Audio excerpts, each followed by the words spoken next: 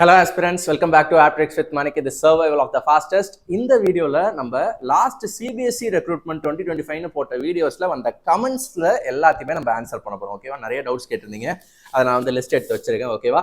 சில இதெல்லாம் ரிப்பீட் ஆன டவுட்ஸ் அண்ட் வாட்ஸ்அப்ல நிறைய முக்கியமான டவுட்ஸ் வந்துச்சு. ஸோ ஒரு வீடியோலேயே சொல்லிடலாம் அப்படின்றது தான். ஸோ ஃபர்ஸ்ட் ஆஃப் ஆல் வந்து 31 வரைக்கும் டைம் இருக்கு, சரியா? 31 ஜனவரி 2025 இஸ் த லாஸ்ட் டேட். அதனால நீங்க வெயிட் பண்ணி அப்ளை பண்ணுங்க. டவுட்ஸ் இருக்க பட்சத்தில் கிளியர் பண்ணிட்டு அப்ளை பண்ணுங்க, சரிங்களா? எஸ். ஸோ உங்க டவுட் கண்டிப்பா இதுல எந்த ஆர்டர்ல வருதுன்றது தெரியல, அதனால வெயிட் பண்ணி ஃபுல் வீடியோவும் பாத்துருங்க. குட்டியா தான் இருக்கும், சரியா? So straight away going in to the first comment. நிறைய பேர் வந்து தேங்க்ஸ் ஃபார் த இன்ஃபர்மேஷன் அப்படின்னு சொல்லிட்டு நிறைய அப்ரிஷியேட் பண்ணிருந்தீங்க. நானும் உங்களுக்கு தேங்க்ஸ் சொல்லணும். ஏன் அப்படின்னா, இந்த சேனல் நம்ம யூடியூப்ல மெயினா வந்து நிறைய ஜாப் அலர்ட்ஸ் போடுறோம். ஸோ என்னோட மெயின் ப்ரொஃபஷன் வந்து ஆப்டிடியூட் அண்ட் ரீசனிங் கோர்ஸ் தான். அது நம்ம ஆப்ல பண்ணிட்டு இருக்கோம். யூடியூப்ல டெமோ அப்பப்போ சும்மா கான்செப்ட்ஸ் தான் போட்டுட்டு இருக்கோம். So full course aptitude and reasoning நம்ம வந்து ஆப்ல தான் பண்றோம். அதுதான் என்னோட மெயின் ப்ரொஃபஷன்.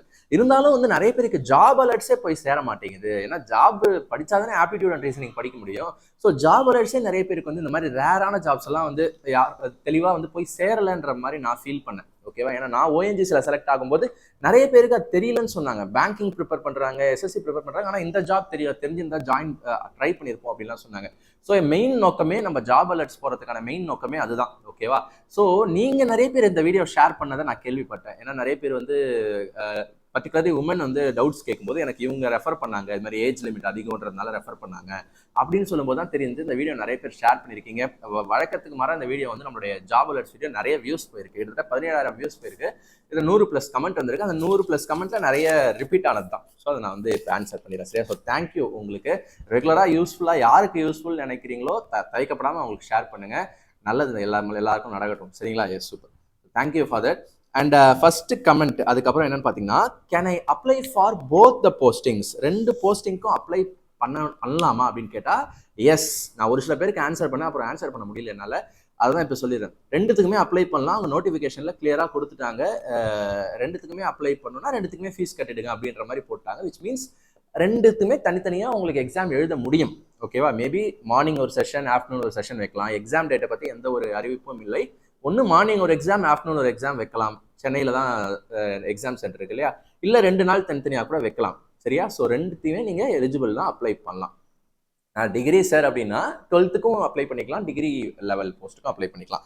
சரி, இது ஒன்று. அண்ட் அடுத்தது வந்து டைப் ரைட்டிங் சர்டிஃபிகேட் இருந்தால் தான் அப்ளை பண்ணணுமா அப்படின்னு நிறைய பேர் கேட்டிருந்தீங்க. நான் வீடியோலே சொன்னேன்.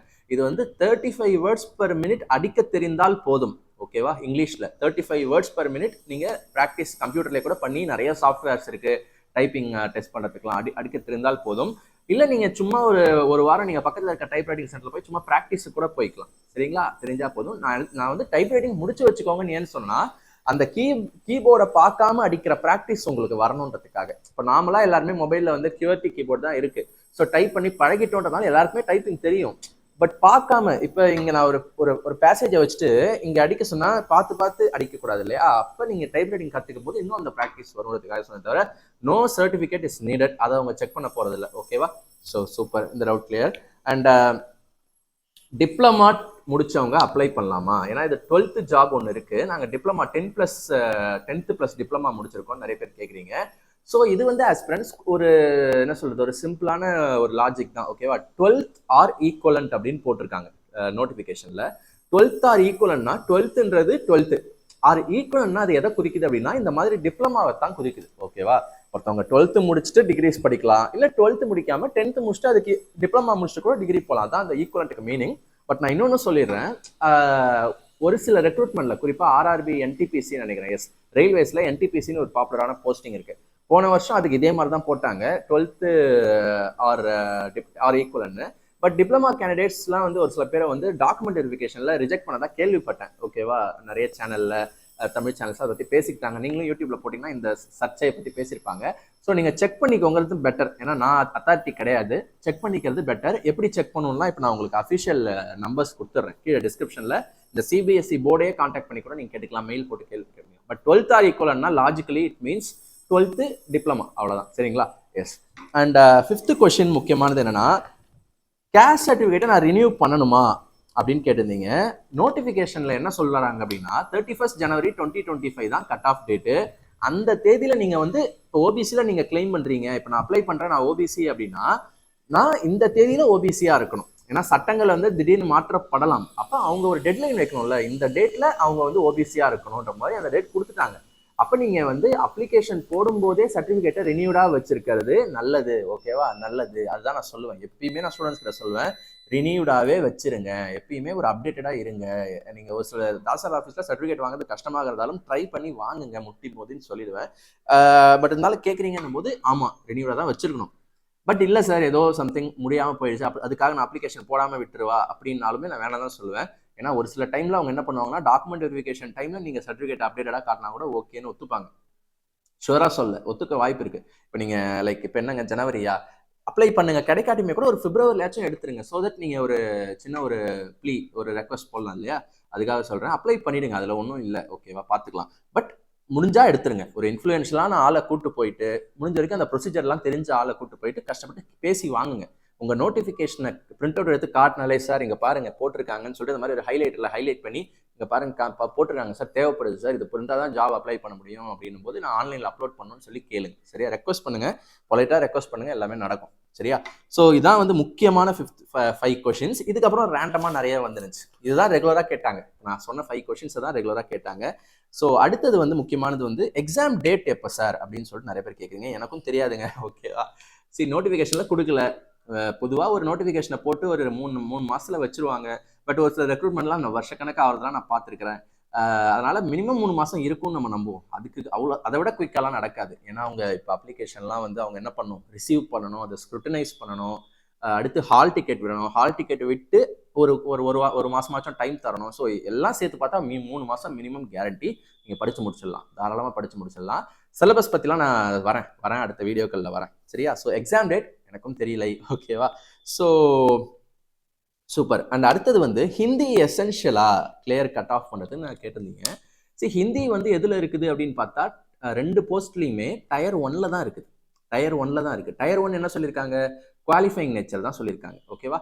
இதில் சூப்பரண்டன்ட்ல இதில் ஜூனியர் அசிஸ்டன்ட்ல வந்து டயர் 1 மார்க்ஸை வச்சு தான் வந்து செலெக்ஷனே பண்ணுவாங்க அப்படின்னு சொல்லியிருக்காங்க. அப்போ நீங்கள் வந்து என்ன பண்ணணும்னா ஹிந்தி வந்து எவ்வளோ பெர்சன்டேஜ் ஆஃப் மார்க்ஸ் இருக்குன்னு பாருங்களேன். ஒரு 15 மார்க்ஸ் தான் இருக்குது. 15 கொஷின்ஸ் நம்ம தான் இருக்குது. இதுலேயும் அப்படி தான் 2 போஸ்ட்டுமே நான் சொல்கிறேன். ஓகேவா? ஸோ சூப்பரிண்டென்டென்ட்ல மெயின்ஸில், அதாவது செகண்ட் ஸ்டேஜ் ஆஃப் எக்ஸாமில் ஹிந்தி கிடையாது. ஸோ அதனால பர்டிகுலராக ஹிந்தியில் எவ்வளோ ஸ்கோர் பண்ணணும், அப்போ ஹிந்தி தெரிஞ்சாதான் எழுதணும்னு அவசியம் கிடையாது. நீங்கள் அந்த செட் ஆஃப் கொஷின்ஸை விட்டுற வேண்டியது தான். அட்டன் பண்ணி நெகட்டிவ் வாங்கக்கூடாது இல்லையா, அந்த விட்டுற வேண்டியது தான். தெரியாதுன்னும் போது விட்டுற வேண்டியது தான். அதனால ஒன்றும் பெரிய இம்பாக்ட் ஆக போகுது இல்லை. 15 கொஷின் போது அதை விட்டுட்டு வேற இடத்துல ஸ்கோர் பண்ணுங்கன்னு தான் நான் சொல்லுவேன். சரிங்களா? ஹிந்தி இருக்கும், பட் நீங்கள் அதை விட்டுருங்க, அவ்வளோதான். நம்ம எவ்வளவோ விடுறோம் கொஷினை, ஹிந்தியை விட மாட்டோமா? ஓகே, ஓகேவா? இது கேட்டிருந்தீங்க. அப்புறம் வந்து சிபிஎஸ்சி போர்டு தான் அப்ளை பண்ண முடியுமா ப்ரோ அப்படின்னு சொல்லிட்டு ஒருத்தர் கேட்டிருந்தாரு. சரி, இது சிபிஎஸ்சி ரெக்ரூட்மெண்ட்றதுனால அப்படி நினச்சிக்கிட்டாரான்னு தெரியல. அப்படிலாம் இல்லை. நீங்கள் ஸ்டேட் போர்டு படிச்சிருந்தாலும் அப்ளை பண்ணலாம், என்ன படிச்சு எல்லாருக்குமே பொது தான், அந்த மாதிரிலாம் எதுவும் இல்லை. சரியா? சிபிஎஸ்சி போர்டில் படிச்சிருந்தா தான் அப்ளை பண்ணணும், எதுவும் இல்லை. சிலபஸ் பார்த்தேன், பயமாக இருக்குது சார். எனக்கும் லைட்டாக அப்படிதாங்க இருந்துச்சு. குறிப்பாக அந்த சூப்பரண்டென்ட்டோடைய மெயின்ஸ் போஸ்ட், ஓகேவா, டயர் 2 போஸ்ட் பார்க்கும்போது என்னடா இது ஜிஎஸ்ஸை போய் பார்ட்டாக பிச்சு கொடுத்துருக்காங்க. அதுவும் வந்து டிஸ்கிரிப்டிவும் கொடுத்துருக்காங்க, எம்சிக்யூவும் கொடுத்துருக்காங்க. அதுவும் செக்ஷனல் 30% ஒரு பார்ட்லையும் எடுக்கணும்னு வேற சொல்லியிருக்காங்கல்ல மெயின்ஸில். சூப்பரண்டுங்கும் போது என்னடா வித்தியாசமாக தான் இருக்குது. சரி, அவங்களோட இது அதுவும் ஸ்கூல் அட்மினிஸ்ட்ரேஷனை பற்றிலாம் கொஞ்சம் வச்சுருக்காங்க, தெரிஞ்சுக்கணும்னு வச்சுருக்காங்க. பரவாயில்ல, உங்களுக்கு எது பெஸ்ட்டாக வருதோ ப்ரிப்பேர் பண்ணுங்க. நம்ம ப்ரிப்பரேஷன் ஸ்ட்ராட்டஜி தனியாக ஒரு வீடியோ போடுவோம். இந்த எக்ஸாமுக்கு நிறைய பேர் கேட்குறீங்க. குறிப்பாக வந்து நிறைய பேர் வந்து ரொம்ப நாள் நான் டச் விட்டுச்சு சார்னு சொல்கிற போது கேட்குறீங்க. இப்போ பேங்கிங் அதெல்லாம் வந்து எல்லாருக்கும் தெரியும் எப்படி ப்ரிப்பேர் பண்ணுறதுன்னு. ஸோ இது நம்ம தனியாக ஒரு வீடியோ போடுவோம் உங்களுக்காக, கண்டிப்பாக ஃபாலோ ஆகும். சரியா? ஸோ பயப்படாதீங்க. சரியா? ஸோ குவான்ஸ் அண்ட் ரீசனிங் நம்ம பார்த்துக்கலாங்க, அது பிரச்சனை இல்லை. தியரி பார்ட் எப்படி படிக்கணும்னு கைடன்ஸ் பண்ணிக்கலாம். தனியாக நம்ம சிலபஸ் பற்றி அப்புறம் பேசுவோம்.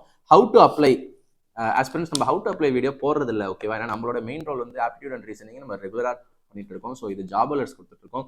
ஹவு டு அப்ளை நீங்கள் வந்து அப்ளை பண்ணும்போது வர டவுட்ஸை வந்து தெரிஞ்சுக்கணும்னா நான் ஹெல்ப்லைன் நம்பர் டிஸ்கிரிப்ஷனில் வச்சிருக்கேன், ஃபோன் பண்ணி கேளுங்க. இல்லை நிறைய பேர் டாக்குமெண்ட்லாம் அப்லோட் ஆகலன்னு சொல்கிறீங்க, ஸோ மெயில் பண்ணி கேளுங்க. ஏன்னா அது என்னாலையும் கரெக்ட் பண்ண முடியாது, அவங்க தான் பண்ணணும். நான் ஜஸ்ட் மேபி அப்ளை பண்ணி பார்த்தா தான் என்னன்னு தெரியும், நீங்கள் சொல்கிறது எனக்கு புரியும்.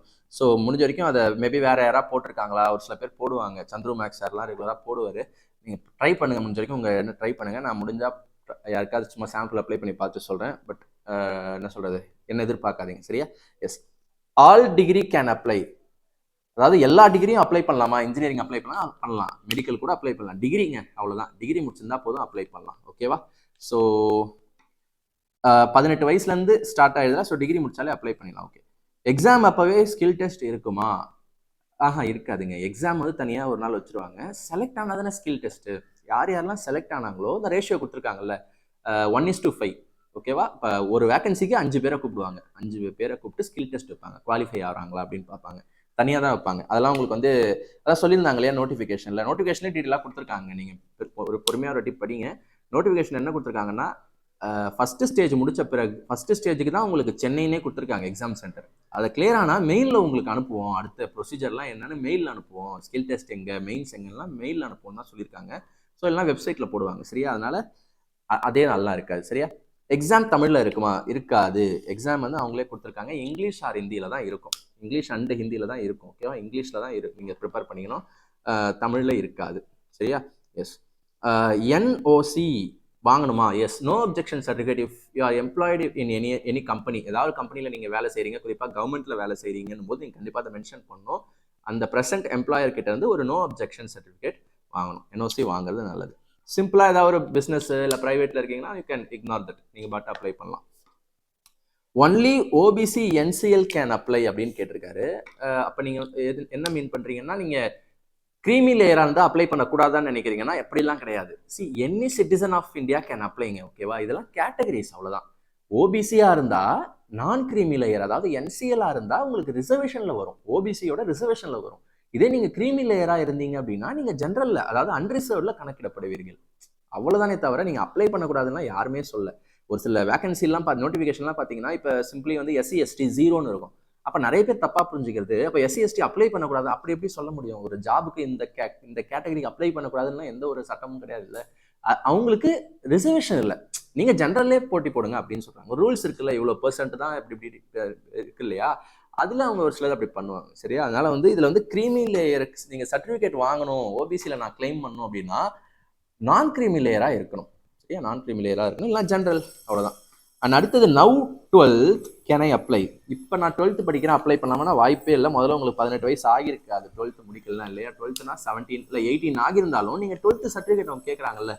12th இந்த தேதி 31/1/2025 அப்போ நீங்கள் 12th முடித்தவராக இருந்தால் தானே அப்ளை பண்ண முடியும். ஸோ பண்ண முடியாது. சரியா? 12th முடிக்கலாம். 12th படிங்க. சரியா? 12th முடிங்க. ஓகே, எக்ஸாம் ஸ்ட்ராட்டஜி சொல்லுங்க bro.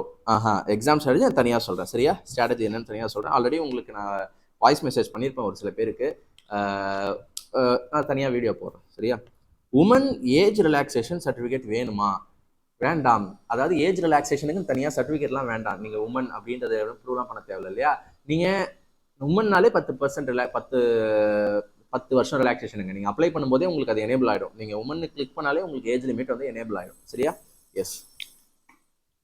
Documents not getting uploaded, அதான் சொன்னேன். அதை நீங்கள் வந்து கண்டிப்பாக நான் ஹெல்ப்லைன் நம்பர் வந்து டிஸ்கிரிப்ஷனில் வச்சிருக்கிறேன். ஒரு லேண்ட்லைன் நம்பர் இருக்குது. அதுக்கு காலையில் 9 மணிலேருந்து ஈவினிங் 5:30க்குள்ளே கால் பண்ணுங்கள். ஒர்க்கிங் ஹவர்ஸில், ஒர்க்கிங் டேஸில். இல்லாட்டி ஒரு மெயில் ஐடி இருக்குது, சிபிஎஸ்சி அவங்களே கொடுத்துருக்காங்க. கண்டிப்பாக நீங்கள் ஃபோன் பண்ணி கேளுங்க, மெயில் அடித்து கேளுங்க, என்ன டவுட் இல்லை எக்ஸாம் எப்போ வரும்னு கூட கேட்கலாம். ஓகே, நிறைய பேர் கேட்டிங்கன்னா அவங்களே கூட ஏதாவது சர்க்குலர் போடலாம். சரியா? அண்ட் எக்ஸாம் பிளேஸ் வந்து நீங்கள் எங்கே கொடுக்குறீங்கன்றதை பொறுத்து தான். நான் சொன்னேன் இல்லையா, சவுத் ஜோனில் என்னென்ன ரீஜனல் ஆஃபீஸ் இருக்குது. சென்னை, நீங்கள் சென்னை பக்கமாக இருந்தால் சென்னையில் எழுதுங்க. இல்லை சவுத்தில் இருக்கீங்க, சதன் கன்னியாகுமரி அப்படிலாம் இருக்கீங்கன்னா திருவனந்தபுரம் போய் எழுதுங்க. சரி, நீங்கள் போய் எழுதுறது தான் அங்கே, நீங்கள் அங்கே தான் போஸ்டிங் அப்படிலாம் எதுவுமே சொல்ல. ஓகேவா? கன்னியாகுமரி திருவனந்தபுரம் இருக்குது. இல்லாட்டி பெங்களூர் பக்கம்னா பெங்களூர் போய் எழுதுங்க. ஓகே, பெங்களூர் இருக்குது. அவ்வளோதான். இது 3 தான். விஜயவாடா தூரம் தான். இது 3 தான். சென்னை, பெங்களூர், திருவனந்தபுரம் 3 இருக்குது உங்களுக்கு எக்ஸாம் பிளேஸ். ஃபிலிம்ஸ் நான் சொல்கிறேன். ரீஜனல் ரிசர்வேஷன் இருக்கா? நிறைய பேர் பாண்டிச்சேரி ரிசர்வேஷன் இருக்கலாம் கேட்டீங்க. ஆஸ்பிரண்ட் தமிழ்நாடே ரிசர்வேஷன்லாம் கிடையாது. ரீஜனல் வேகன்சிலாம் கிடையாது. ஆல் இந்தியா தான். நீங்கள் எங்கே வேணால் போடலான்னு சொல்லிட்டாங்க. நம்ம சென்னை இருக்கிறதுனால கண்டிப்பாக சென்னை அப்ளைங் பீப்புளுக்கு அவங்க அந்த மாதிரி பிரிக்கிறதுக்கு வாய்ப்பு இருக்குன்னு தான் நான் சொல்கிறேன். ஓகேவா?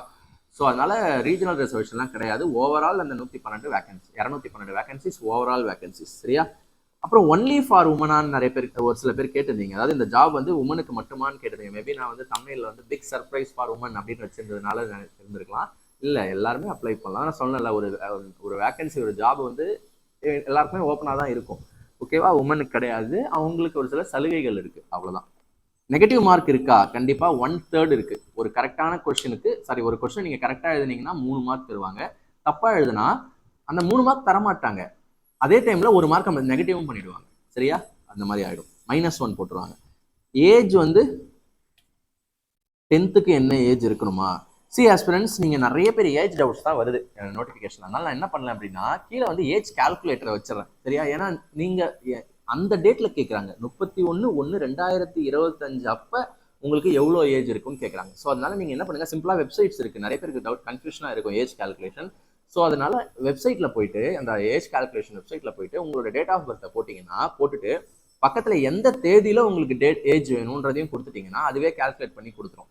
வந்தது வந்து உங்களுக்கு நோட்டிஃபிகேஷனுக்கு பொருந்துதா அப்படின்னு பாருங்க. ரிலாக்ஸேஷனும் சேர்த்துக்கோங்க.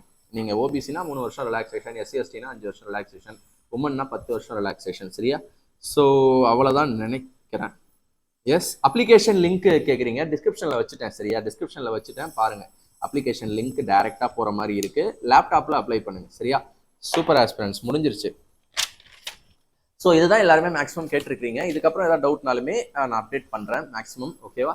ஸோ தேங்க்ஸ் ஃபார் வாட்சிங் ஆஸ்பிரண்ட்ஸ். படிக்க ஆரம்பிச்சிருங்க. Simple, quants, reasoning, English, general awareness, history, civics எல்லாமே சேர்த்து படிக்க ஆரம்பிச்சிருங்க. சரியா? ஸோ அடுத்த முக்கியமான வீடியோவில் நான் உங்களை மீண்டும் சந்திக்கிறேன்.